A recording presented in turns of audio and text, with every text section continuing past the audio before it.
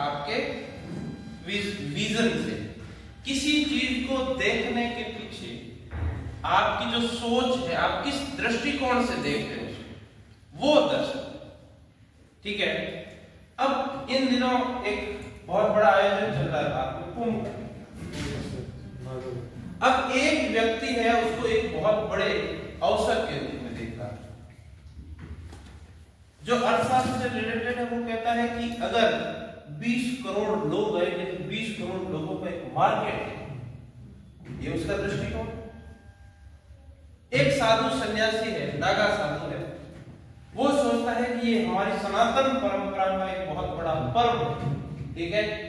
और मैं इस पवित्र अवसर पर गंगा स्नान करके जीवन मरण के चक्र से मुक्त हो सकता हूं, वो दूसरा दृष्टिकोण।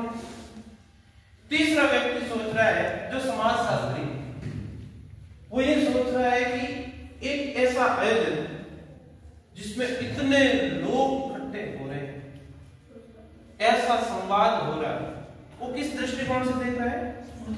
समाजशास्त्री दृष्टिकोण से देख रहा है। ठीक है ना।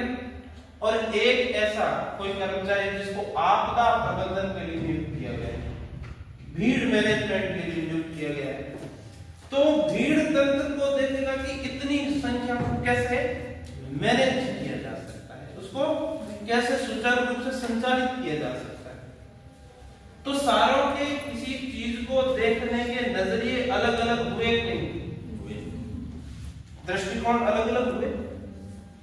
जो ये दृष्टिकोण है, किसी चीज को देखने का जो नजरिया है, यही आपको दर्शन शास्त्र सिखाता है। दर्शन शास्त्र सामान्य रूप से साइंस से, विज्ञान से अलग है। साइंस क्या करता है? साइंस बाकी जगत में होने वाली घटनाओं का अध्ययन।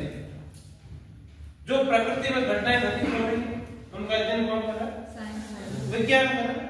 और विज्ञान अपनी प्रयोगशालाओं के माध्यम से इसको सिद्ध कर रहा है। लेकिन दर्शन शास्त्र मनोविज्ञान के, दर्शन शास्त्र विज्ञान के अपोजिट काम करता है। ध्यान, वो ऐसे काम करता है कि व्यक्ति ने जन्म लिया, इस जीवन का उद्देश्य क्या है, इस जीवन में शुभ क्या है, अशुभ क्या है, ईश्वर क्या है, आत्मा क्या है, जीव क्या है, जगत क्या है, ईश्वर का सृष्टि के निर्माणकर्ता के रूप में क्या रोल है, जगत, ईश्वर और आत्मा में क्या संबंध है। ठीक है। ये सारी चीजों का अध्ययन कैसे किया जाता है? कौन से शास्त्र में? दर्शन शास्त्र में, फिलोसॉफी। ध्यान रखें, फिलोसॉफी पढ़ने के बाद में आप बहुत ज्यादा भावुक नहीं रह पाएंगे। आप हर चीज को तर्क की कसौटी पर कसना प्रारंभ करेंगे, क्योंकि दर्शन शास्त्र की जो मूल विशेषता है वो यह है कि दर्शन में किसी भी कही गई बात को हूबहू इसलिए नहीं मान लिया जाता है कि वो कहा गया है। उस पे तर्क होता है, उस पे चिंतन होता है, और चिंतन और तर्कों की युक्तियों के बाद में उसको अपनाया जाता है। कोई चीज युक्ति युक्त होगी वही दर्शन शास्त्र में लागू होगी, अन्यथा लागू नहीं होगी। आपके सिलेबस में दर्शन शास्त्र के दो पार्ट, एक है पाश्चात्य दर्शन और दूसरा है भारतीय दर्शन। ठीक है। ध्यान रखें, भारतीय दर्शन विश्व की सबसे प्राचीन दार्शनिक परंपराओं में से एक है, और हम सौभाग्यशाली हैं कि भारतीय दर्शन को पढ़ रहे हैं। बहुत कम लोगों को दर्शन शास्त्र के विषय में जानकारी होती है, और बहुत कम लोगों की रुचि दर्शन शास्त्र के प्रति होती है।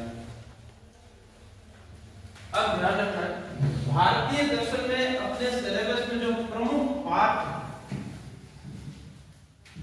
वो है वैदिक दर्शन, दूसरा पाठ है उपनिषदिक दर्शन, उपनिषद, तीसरा पाठ है जैन और बौद्ध दर्शन, चौथा पाठ है कौन सा भाई? गीता का दर्शन जो उपनिषदों के इक्वल चलेगा, ठीक है। और उसके बाद में गांधी दर्शन, ठीक है, गांधी दर्शन। ये प्रमुख रूप से भारतीय दर्शन के पार है, ठीक है। और इन भारतीय दर्शनों के बाद में हम वेस्टर्न फिलोसॉफी में सुकरात पढ़ेंगे, डेकार्ट पढ़ेंगे, प्लेटो पढ़ेंगे, कांट पढ़ेंगे, वो सारे इसके बाद में पढ़ेंगे, क्योंकि मूल जो है वो क्या है, भारतीय दर्शन। अब देखो भारतीय दर्शनों का जो प्रारंभिक सोर्स है वो क्या है, वेद। क्या है? वेद। और वेद जो है उसकी उत्पत्ति विद धातु से, किससे हुई? विद धातु से हुई है। और वेद का सामान्य अर्थ है ज्ञान या जन, ज्ञान या जन। ये वेद का क्या है? सामान्य। अब ज्ञान किसका, जानना किसका, ये बात हो जाएगी दर्शन। जानना किसको है, ज्ञान किसका होना चाहिए, ये किसकी बात होगी भाई? दर्शन शास्त्र की। वैदिक परंपरा में, भारतीय परंपरा में, वैदिक परंपरा में, सनातन परंपरा में एक ही बात है, ध्यान रखना, अलग अलग नहीं। वेदों की संख्या मानी गई है 4। कितने संख्या मानी गई है? 4 संख्या मानी गई। 4 वेद हैं। पहला ऋग्वेद, दूसरा यजुर्वेद, तीसरा सामवेद, चौथा अथर्ववेद। सबको ही पता है कि 4 वेद, ठीक है। अब ध्यान रखना, चारों वेदों के उपवेद, चारों वेदों के ब्राह्मण ग्रंथ, चारों वेदों के आरण्यक, चारों वेदों के उपनिषद, ध्यान, प्रत्येक वेद से रिलेटेड है। अब ध्यान रखना, पहला वेद है कौन सा भाई? कौन सा? ऋग्वेद, ठीक है। ऋग्वेद की उत्पत्ति ऋग से हुई। किससे भाई? ऋग से। ऋग का अर्थ होता है ऋचा या मंत्र। क्या होता है? ऋचा या मंत्र, यानी कि वह वेद जो ऋचा या मंत्रों के रूप में आबद्ध हो, वो क्या कहलाया? ऋग्वेद कहलाया। अब ध्यान रखें कि जब भी आप मंत्र बोलते हैं, कोई ऋचा बोलते हैं, आप क्या करते हैं? स्तुति करते हैं, तभी बोलते हैं या ऐसे बोलते हैं? भाई सामान्य रूप से आप क्लास में बैठे हैं तो मंत्र बोल रहे हैं क्या? नहीं बोल रहे। खाना खा रहे हैं तो मंत्र बोल रहे हैं क्या? नहीं बोल रहे। कारण, जब भी आप आराधना में, स्तुति में बैठेंगे तभी मंत्र बोलेंगे। तो ऋग का अर्थ ऋचा या मंत्र है, और मंत्र हमेशा स्तुति के समय बोले जाते हैं। तो ऋग्वेद स्तुति परक रचना है। कैसी रचना है? स्तुति परक रचना है, ठीक है। इस सामान्य परिचय बता रहा हूं आपको वेदों का। दूसरा है यजुर्वेद। कौन सा भाई? यजुर्वेद। यजुर्वेद की उत्पत्ति यजु शब्द, यजु का अर्थ होता है यज्ञ। क्या होता है भाई? यज्ञ। यज्ञ नहीं होता है, यज्ञ होता है, ठीक है। यज्ञ, यज्ञ का अर्थ मतलब पता है आपको, ठीक है। यज्ञ करना, ठीक है ना, कर्म कांड करना, ठीक है। आप यज्ञ करते हैं, हवन करते हैं, नहीं करते हैं? ध्यान रखना, पहला स्तुति से संबंधित है वेद, दूसरा यज्ञ से संबंधित। यजु का अर्थ होता है यज्ञ। तो आप बताएं कि कौन से वेद में कर्म कांडों की प्रधानता? किसमें भाई? यजुर्वेद। कौन सा वेद स्तुति प्रधान है? अब बात आ गई है तीसरे वेद। तीसरा वेद है सामवेद, ठीक है। साम शब्द का अर्थ होता है गायन। क्या? गायन। ठीक है,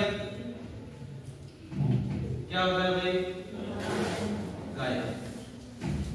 अब ध्यान रखें, ऋग्वैदिक ऋषियों ने वेदों यानी यज्ञों के अवसर पर जो मंत्रों का गायन होता है उसको क्या कहा गया है? शाम। ठीक है, तो गायन संबंधित किससे है? शाम। गायन से संबंधित होने के कारण ही साम वेद को संगीत का प्रथम ग्रंथ माना जाता है। संगीत का प्रथम ग्रंथ किसको कहते हैं भाई? साम वेद। साम का अर्थ गायन। चौथा वेद है अथर्ववेद। कौन सा भाई? अथर्ववेद। अब ध्यान रखें, चौथा वेद सबसे महत्वपूर्ण है। इन वेदों से ज्यादा महत्वपूर्ण कौन सा है? अथर्ववेद। अथर्व शब्द दो शब्दों से मिलकर बना। ठीक है, अथर्व प्लस वाणी। ठीक है, जिसका अर्थ होता है जादू टोना। क्या होता है भाई? जादू टोना। अथर्व और वाणी क्या है अर्थ? जादू। अब ये बताओ कि कौन से वेद में जादू टोनों का वर्णन है? किसमें भाई? अथर्ववेद। कई बार ये प्रश्न पूछा गया है कि जादू टोनों का वर्णन कौन से वेद में? कई बार ये प्रश्न पूछा गया है कि संगीत से संबंधित वेद, कर्म कांड से संबंधित वेद, स्तुति परक वेद, ऋग। अब आप कभी नहीं भूलेंगे कि इस वेद का अर्थ क्या है। ठीक है, अब ध्यान रखें, प्रत्येक वेद का एक पुरोहित, एक पंडित है, एक ऋषि जो वेदों का वाचन करता है उसको क्या कहा गया? पुरोहित कहो, पंडित कहो या ऋषि कहो। प्रत्येक वेद का एक है। ऋग्वेद का कौन है भाई? यजुर्वेद का कौन है भाई? अथर्ववेद का कौन है भाई? सामवेद का कौन है? और अथर्ववेद का कौन है? बताइए।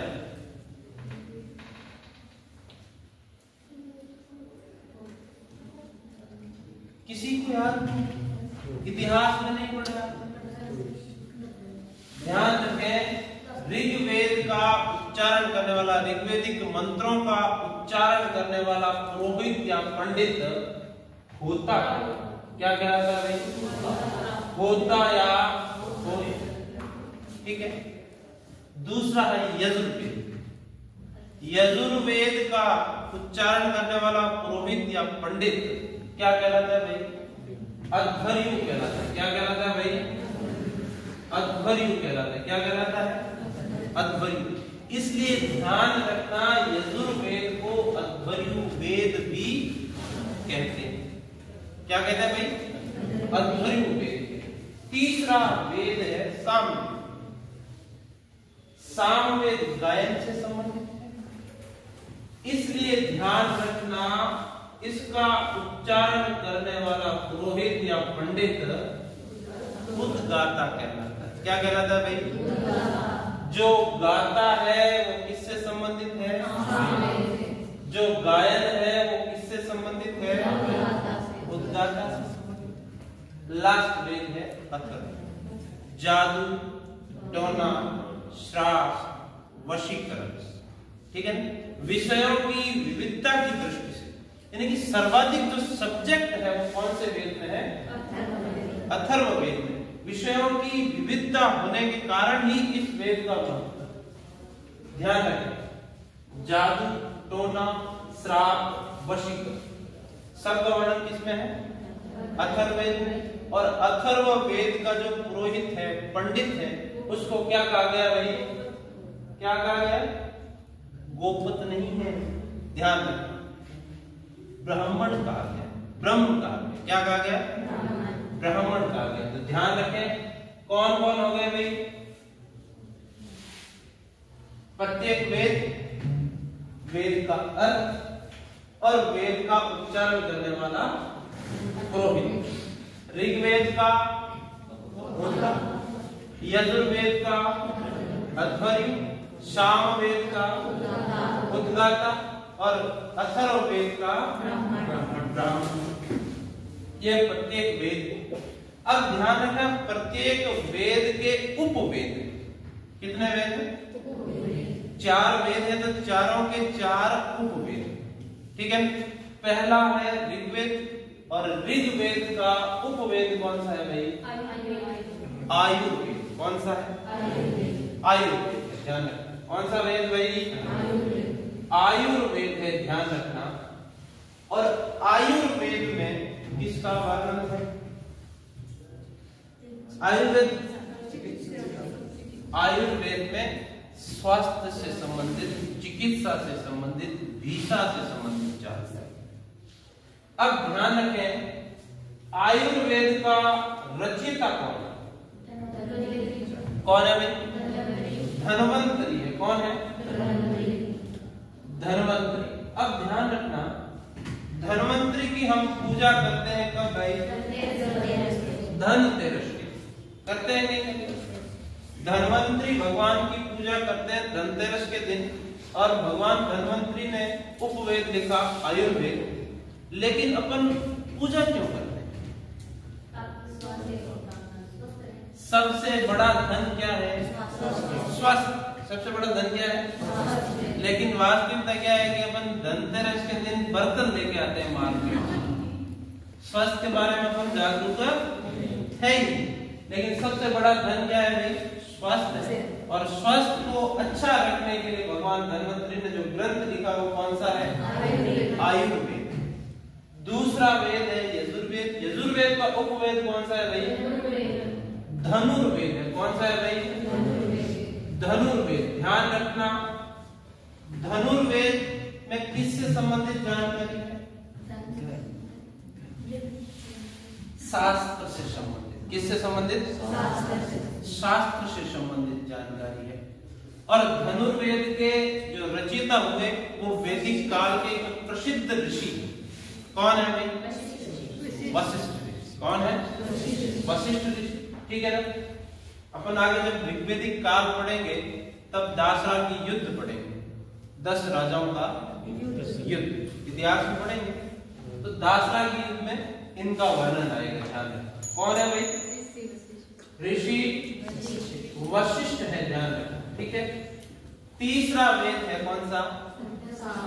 सामवेद। और सामवेद का उपवेद है गंधर्व वेद। कौन सा? गंधर्व वेद। कौन सा भाई? गंधर्व वेद है। ध्यान रखना। और गंधर्व वेद के रचयिता कौन है भाई? नारद। कौन है? नारद। आपने महाभारत देखी होगी, राम देखी, जिसमें नारद ऋषि आते हैं। ठीक है, नारायण नारायण बोलते हैं, बोलते तुरंत मैसेज लेके पहुंच जाते हैं। ठीक है, कौन सा लिखा? गंधर्व। अब ध्यान रखना, गंधर्व किससे संबंधित है? ध्यान रखना, गंधर्व एक विद्या है और इस विद्या को प्रदर्शित करने वाले कलाकार गंधर्व कहलाते थे। प्राचीन भारत में मंदिरों में गंधर्व नृत्य का काम करते थे, डांस का काम करते थे। ध्यान, भारत में कला का भी नाम है गंधर्व। ठीक है ना? तो ध्यान रखना, डांस किस पे होगा? या ये शांति में डांस नहीं हो। ध्यान, एक दूसरे से चीजें जोड़ोगे ना, बहुत इजी हो जाएगा। ठीक है, साम किससे संबंधित है? गायन मतलब संगीत से संबंधित है, इसलिए सामवेद को संगीत का वेद है। उसका गाने वाला गाता कहलाता है। ठीक है, और इससे संबंधित वेद कौन सा है? गंधर्व वेद है। और इसके रचयिता कौन है? नारद। कौन है भाई? नारद। अब चौथा वेद है अथर्ववेद। कौन सा वेद? अथर्ववेद। अथर्ववेद में सर्वाधिक सब्जेक्ट है और अथर्ववेद का उपवेद है वो है शिल्प। कौन सा वेद? शिल्प थे। अब ध्यान रखना, शिल्प का मतलब समझ रहे हैं आप? शिल्प, ध्यान रखना, सिर्फ भवनों से संबंधित नहीं, भवन एक पार्ट है, बहुत प्रकार के शिल्प, जैसे आपने हस्तशिल्प, निर्माण से संबंधित शिल्प, स्थापत्य से संबंधित, ठीक है। अब ध्यान रखना, जितनी भी शिल्पी जातियां जो कारीगरी का काम करती हैं, उनके आराध्य जो है वो कौन है? भगवान विश्वकर्मा। कौन है? विश्वकर्मा। जो कारीगरी का काम करते हैं, शिल्पियों का काम करते हैं, उनके गुरु कौन है? विश्वकर्मा है। और शिल्प वेद के रचयिता कौन है? विश्वकर्मा। हाल ही में प्रधानमंत्री नरेंद्र मोदी द्वारा एक योजना चल रही है और उस योजना में भारत के शिल्पियों को उनके टूल्स खरीदने के लिए विशेष अनुदान मिला और उस योजना का नाम भी किस पर किया गया है?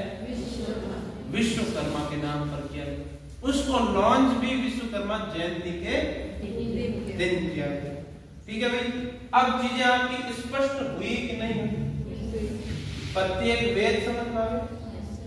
वेद में जैसे ऋग का अर्थ होता है ऋचा,